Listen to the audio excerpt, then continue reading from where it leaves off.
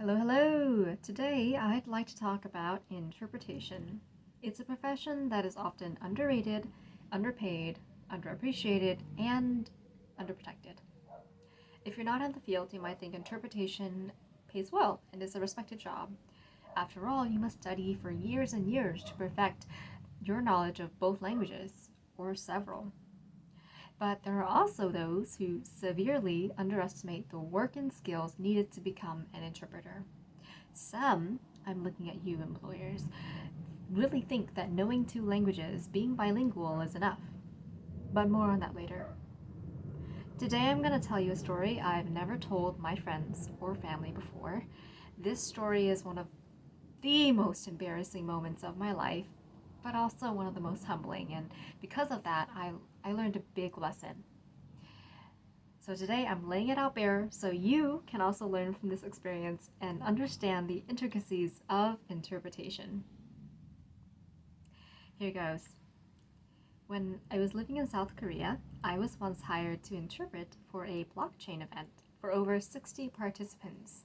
It was an English to Korean interpretation for a very specialized topic, blockchain, of which I knew what it meant and that it was somehow related to cryptocurrency. That was the extent of my knowledge. Also, at this time, I had only studied Korean for 5 years.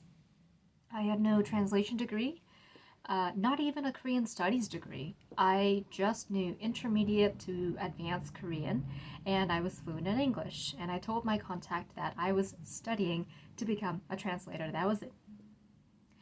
But somehow, I got the job.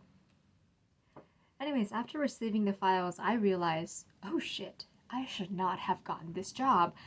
Moreover, I should not have said yes. The presentation I received was full of blockchain jargon that I didn't even understand, and it was in English. How could I have translated this to Korean? But not only did I say yes, after receiving the files, I did not call the organizer and tell him I would decline the job.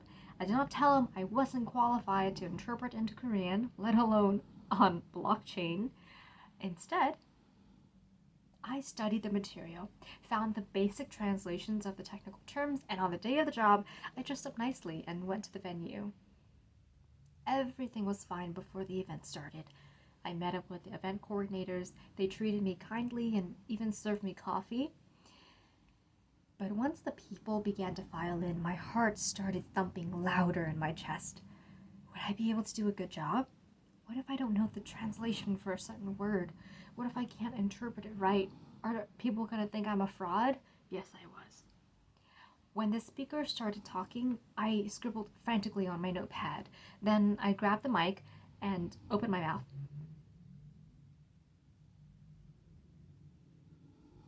But nothing came out.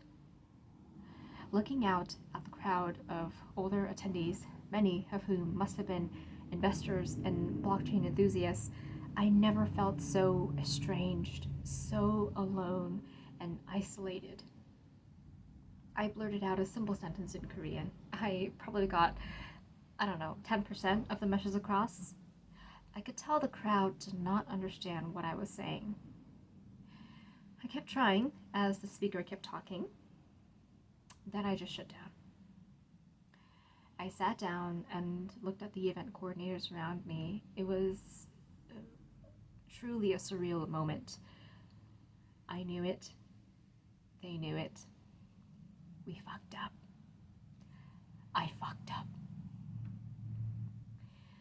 At that moment, a man next to me grabbed a mic on the table and began impromptu interpreting the speaker's points to the audience. I was grateful. He wasn't perfect, but he was 10,000 times better than whatever I was doing. At least he could speak. He summarized the points succinctly and quickly into Korean. I sat in silence for the remainder of the event. I left the venue in shame that night. I was absolutely not qualified for the role. But I was excited at the prospect of practicing interpreting, dreaming of becoming a Korean English interpreter. But I didn't know how hard it actually was to become an interpreter.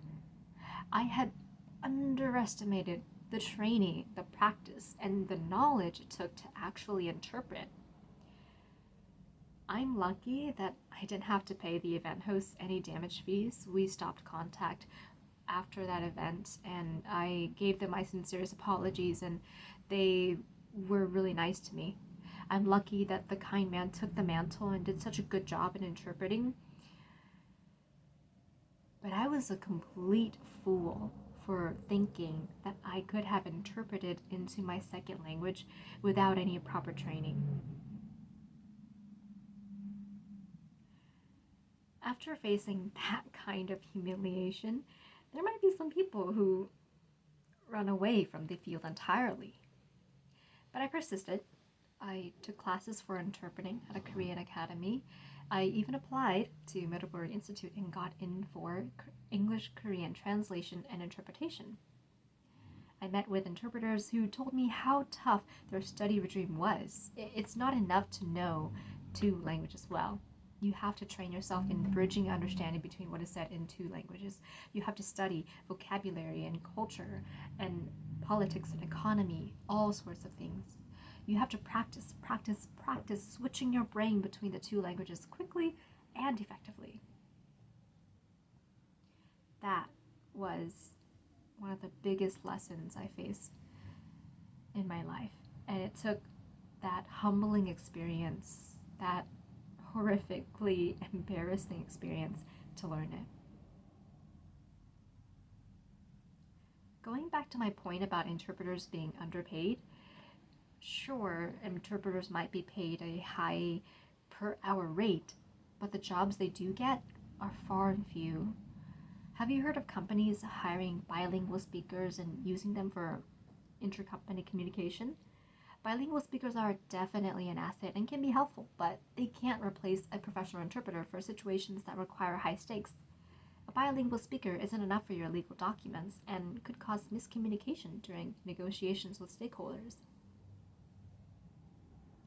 And about interpreters being underprotected, many interpreters work as independent contractors. That's just the name of the game.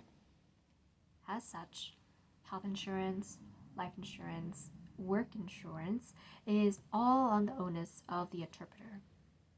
But if they're underpaid, how can they afford it? After my fantastic fiasco at the blockchain event, I gained an even greater appreciation for the work that interpreters do and the skills that it takes for them to do it. I hope you've gotten a glimpse of the rigorous work that interpreters do to connect us in understanding. Next time, if you're traveling abroad to a country you don't know, okay, I know in COVID era you might be laughing, but hey, one can dream. Or if you need to speak with someone who doesn't know English, your friend who studied Japanese for a year might not actually be able to help you. Try hiring an interpreter. Make sure they're qualified. You can check if they have a translation degree or a specialty in the topic you're looking to interpret. See if they're a certified translator with the American Translators Association, or if they have any other certification. See if they've had experience interpreting in that topic and language pair before. It'd probably be a good thing to meet up with them beforehand and test them. Also, pay them well. You're not just paying for the hours they're speaking, you're paying for the research they do days or even weeks beforehand. You're paying for the years of practice and training to quickly and accurately translate your message across the table. I hope you found something interesting in my story today. It truly was an embarrassing experience, but because of that, I grew stronger. Nothing phases me as much as 60 people in the room looking at me and me not knowing what to do. And aside from that, I hope you learned about the interpretation field and how hard it is to be an interpreter, but also how amazing the job it is that they do. And in the future, you can appreciate that.